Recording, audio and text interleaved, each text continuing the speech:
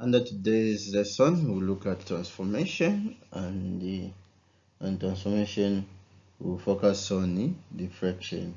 See transformation as three types. We have translation, diffraction, then also have rotation.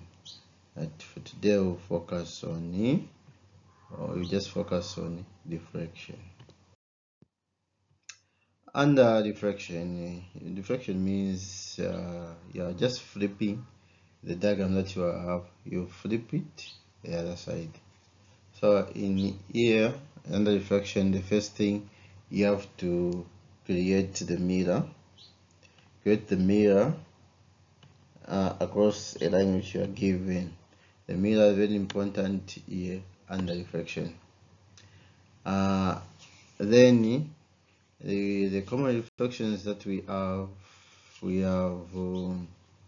the reflection across the x-axis, also have the reflection across the y-axis, and the reflection across the line y is equal to x. So these are the three common reflections. Remember, reflection is just flipping, or the diagram has to face each other. Yeah.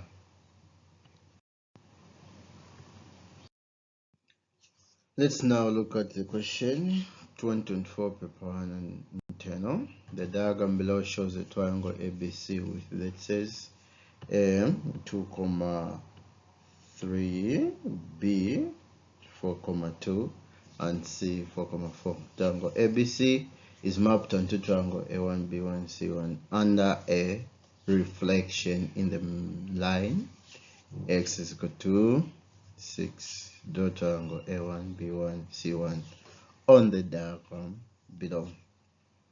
In this question, we are already given a diffraction, so you can tell that this is diffraction, and the mirror is x is equal to 6. Then you draw a line under x-axis straight through 6. So this is our mirror, whereby the distance from the mirror to the triangle should be equal to the distance between the mirror to the image which you are going to form. So you can see that the distance here is 2. You have boxes of 2, which should be equal to. So in forming C, you count 1, 2.